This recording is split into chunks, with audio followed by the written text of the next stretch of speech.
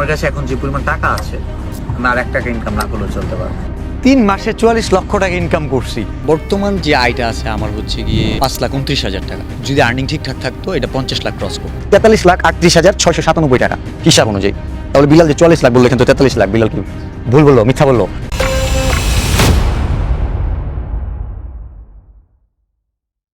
স্ক্রিনের এই ক্রিয়েটরকে আমরা কম বেশি সবাই চিনি, নাম বিল্লাল হোসেন। ফেসবুকে তিনি থটস অফ বিল্লাল নামে বেশ পরিচিত। ছন্দে ছন্দে কথা বলে বানানো ভিডিও তিনি ফেসবুকে প্রকাশ করেন। সেসব ভিডিওর ভিউ হয় লাখ লাখ। সেই ভিউর ভিত্তিতে তিনি ফেসবুক থেকে মাসিক লাখ টাকা আয় করেন। 2024 সালের আগস্টে বিল্লাল হোসেনের ফেসবুক আয়ের অঙ্কটা চমকে দেওয়ার মতো ছিল। 8 লাখ টাকা। মাত্র কয়েক মাসে সেটি লাফিয়ে বাড়ে। ডিসেম্বরে গিয়ে তার আয় পৌঁছে যায় 15,17,000 টাকায়। 2025 সালের জানুয়ারিতে আয় হয় 16 লাখ টাকা। কিন্তু সবকিছু এখানে থেমে গেলে পারত। বিল্লালের ভিডিও দেখে অনেক মানুষ অনুপ্রাণিত হয়েছেন। লক্ষ লক্ষ টাকা উপার্জনের স্বপ্ন তারাও দেখতে শুরু করেছেন। আর তা থেকেই শুরু হলো এক নতুন বিড়ম্বনা। লাখ টাকার রঙিন মোহে মগ্ন হয়ে অনেকেই আজ কন্টেন্ট ক্রিয়েটরের মুখোশ পরে নিজের আত্মমর্যাদা নিলামে তুলে দিচ্ছে। কন্টেন্ট মনিটাইজেশনের নামে একটা ছোট্ট টুলসের জন্য মানুষ আজ পাগল প্রায়। কিন্তু এই অর্থ উপার্জনই হয়তো আমাদের মতো যারা শুধুমাত্র বিনোদনের উদ্দেশ্যে ফেসবুক ব্যবহার করি তাদের জন্য কাল হয়ে দাঁড়িয়েছে। এই যেমন কোনো গুরুত্বপূর্ণ ভিডিও বা ছবির কমেন্ট বক্স। ধরা যাক আপনি একটি ভিডিও দেখছেন, খুবই কষ্টের। হয়তো কোনো মা তার হারানো সন্তানের খোঁজ করছে, তার ছবি ফেসবুকে পোস্ট করে তার সন্তানের খোঁজ চালাচ্ছেন। আপনি পোস্টের কমেন্ট বক্সে গিয়ে সেটির আপডেট জানতে চাইলেন, কিন্তু সেখানে গিয়ে যা দেখলেন তা একটা আলাদা জগৎ। এ যেন একটা নৈরাজ্যপূর্ণ ডিজিটাল কোলাহল। ফলো দিলে ফলো ব্যাক পাবেন, আমার আইডিতে একবার ঘুরে আসুন, একটু সাপোর্ট চাই, ভালোবাসা অবিরাম ইত্যাদি নানা রকমের কমেন্টে ভরপুর সেই ভিডিওর কমেন্ট বক্স। এই সমস্ত কমেন্ট যেন ভিডিওর আসল আবেদনকে গলা টিপে হত্যা করছে। একটি মানবিক আরতির পোস্টের নিচে জমে উঠেছে এক ভার্চুয়াল ভিখারি সমাজ। এটা যেন একটা ডিজিটাল হকার মার্কেট, যেখানে সবাই দাঁড়িয়ে আছে নিজের ক্ষুদ্রতম পরিচয়টুকু বিক্রির জন্য। আর এই ভিড়েই হারিয়ে যাচ্ছে ভিডিওর মূল আবেগ, আত্মা এবং মানুষটির কান্না। ফেসবুক মনিটাইজেশনের পেছনে ছুটছে সবাই, এমনকি আমাদের ফ্রেন্ড লিস্টে থাকা প্রায় সবাইকেই দেখা যায় এখন শুভ সকাল, good night, hello guys, follow back এসব লিখে বা ভিডিও করে পোস্ট করতে। টার্গেট সেই কাঙ্ক্ষিত মনিটাইজেশন।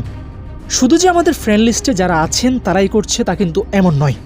পুরো দেশের মানুষ এখন এটার উপরে ঝাঁপিয়ে পড়ছে। শিশু থেকে শুরু করে কোনো অজপাড়া গায়ের ষাটোর্ধ্ব বৃদ্ধ সবাই যেন ব্যস্ত ফেসবুক থেকে ইনকাম করতে। শুধুমাত্র কমেন্ট করেই তারা শান্ত হচ্ছেন তা কিন্তু নয়। উদ্ভট সব কন্টেন্ট তৈরি করে কিংবা উদ্ভট সব কন্টেন্টের রিয়েকশন দিয়ে তারা ভিউ নেওয়ার চেষ্টা করছেন। কিন্তু প্রশ্ন হলো, কেন এমন হচ্ছে? ফেসবুক যা ছিল একসময় আত্মপ্রকাশের প্ল্যাটফর্ম, এখন কি তা হয়ে উঠেছে অর্থলোভী প্রচেষ্টার অনলাইন রণক্ষেত্র? মানুষকে এতটাই নিঃস্ব, এতটাই ডিসওরিয়েন্টেড যে তারা আর কিছু খুঁজে না পেয়ে কমেন্ট বক্সকেই বানিয়ে ফেলছে টাকা এর একমাত্র ঠিকানা। কিন্তু কেন এমন হচ্ছে চলুন বিশ্লেষণ করা যাক।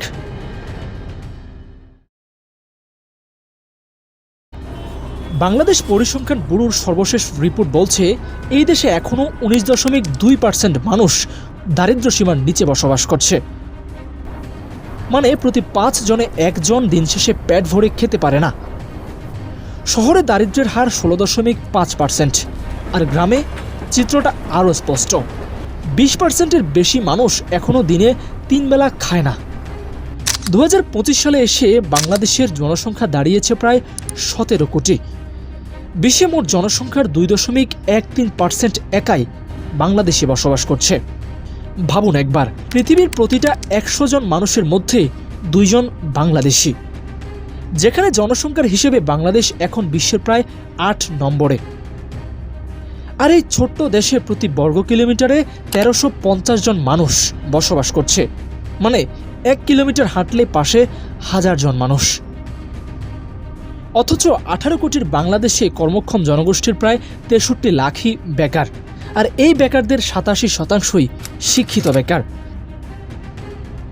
এই বিশাল জনসংখ্যার মধ্যে চাকরি সবার জুটবে না। ব্যবসার পুঁজি সবার হাতে নেই, তাই পয়সা উপার্জনের জন্য মানুষ বেছে নিচ্ছে বিকল্প কোনো পথ। আর সেই পথের সবচেয়ে আলোচিত নাম এখন ফেসবুক। তবে এদের মধ্যে সবাই যে ফেসবুকে কন্টেন্ট তৈরি করছে তা কিন্তু নয়। তবে একটা বিশাল অংশ এই প্ল্যাটফর্মকে অনেকটা বস্তি করে তুলেছে। আত্মসম্মান, আত্মমর্যাদা, বিবেক সবকিছু বিসর্জন দিয়ে মানুষ ব্যস্ত নিজেকে জাহির করতে, কিন্তু সেটা অন্যকে বিরক্ত করে তুলছে। এপ্রিল 2025 পর্যন্ত বাংলাদেশে ফেসবুক ব্যবহারকারীর সংখ্যা দাঁড়িয়েছে প্রায় 6,71,79,000 জন, যা দেশের মোট জনসংখ্যার 37.5%। সংখ্যাটা সামান্য বেড়েছে ঠিকই, কিন্তু এর আড়ালে লুকিয়ে আছে একটি বড় পরিবর্তনের গল্প। আগে ফেসবুক ছিল শুধুমাত্র ছবি পোস্ট করার জায়গা, এখন সেটা হয়ে উঠেছে চাকরি খোঁজার প্ল্যাটফর্ম, ব্যবসায়ের মার্কেটিং টুল, এমনকি ক্যারিয়ার গড়ার অন্যতম মাধ্যম। পেশাদাররা এখন এখান থেকেই নেটওয়ার্ক তৈরি করছেন, কোম্পানিগুলো এখান থেকেই রিক্রুট করছেন। কিন্তু বাস্তবতা হলো আমাদের দেশের জনসংখ্যার একটা বড় অংশ এই ইতিবাচকতার বাইরে। একদিকে যখন কেউ এই প্ল্যাটফর্মকে ব্যবহার করে নিজের স্কিল শেয়ার করছে, ব্যবসা বাড়াচ্ছে কিংবা চাকরির সুযোগ তৈরি করছে, অন্যদিকে ঠিক তখনই কেউ কেউ এই একই প্ল্যাটফর্মের সময় নষ্ট করছে, শুধুমাত্র স্ক্রল করে, ট্রোল করে বা গসিপ করে। আপনি যেটা খুঁজবেন ফেসবুক আপনাকে সেটাই দেখাবে। আপনি যদি জ্ঞান চান, ফেসবুক জ্ঞানের দরজা খুলে দেবে। আপনি যদি শুধু বিনোদন চান, তাহলে ফেসবুক আপনাকে দিনের পর দিন মিম আর রিলস দেখিয়ে সময় খেয়ে ফেলবে। আর এখানেই শুরু হয় পার্থক্য। একজন ফেসবুকে ঢুকে নিজের ব্র্যান্ড তৈরি করছে, আর আরেকজন ফেসবুকে নিজের সময়টা শেষ করছে। এখন সিদ্ধান্তটা আপনার। আপনি কি ফেসবুকে শুধু লাইক দিবেন, নাকি এমন কিছু বানাবেন যেটাতে সবাই আপনাকে লাইক দিবে? আমাদের শিল্প, গবেষণা, চিকিৎসা, প্রযুক্তি, এমনকি ক্রীড়াঙ্গনেও আমরা এখনও পরনির্ভর। ছোটোখাটো যন্ত্রপাতি স্থাপনের ক্ষেত্রে বিদেশি এক্সপার্টের মোবাইল নাম্বার খুঁজে বের করি। আধুনিক বিজ্ঞাপন বানাতে দেশের পোস্ট প্রোডাকশন হাউস নয়, বিদেশি স্টুডিওর দ্বারস্থ হই। দেশের ধনী পরিবারের কেউ অসুস্থ হলে ডাক্তারের সিদ্ধান্তের আগে ভিসার আবেদন করে। যে ফুটবলারদের গায়ে জাতীয় দলের জার্সি উঠে, তাদের অনেকেই বাংলাদেশে কখনো সকালে দেখেননি। সেই দেশের নামেই খেলে যাচ্ছেন যে দেশের সংস্কৃতি, আবহাওয়া কিংবা বাস্তবতাও তারা চেনেন না। আর এই দিকে পাশের দেশ তাদের নিজস্ব রকেট বানিয়ে চাঁদের অজানা ভূখণ্ডে অবতরণ করছে, আর আমরা এখনও মহাকাশ কেন্দ্র স্থাপন তো দূরের কথা, নিজের উপগ্রহ নিয়েই উদ্ভ্রান্ত। আমাদের শিক্ষা ব্যবস্থা বিলুপ্তপ্রায় বইয়ের মতো পুরনো। আমাদের রাজনীতির নোংরা খেলার মাঠে পরিণত। আমাদের তরুণরা মেধা নিয়ে জন্মায়, কিন্তু হতাশা নিয়ে দেশ ছাড়ে।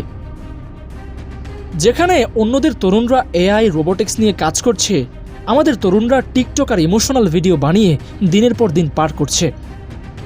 তাই বাস্তবতা হচ্ছে আমাদের কর্মসংস্থানের ব্যাপক অভাব, আর এ থেকেই মুক্তির জন্য আমরা বেছে নিচ্ছি ফেসবুককে, কিন্তু সেটা নিজের আত্মসম্মান বিসর্জন দিয়েই।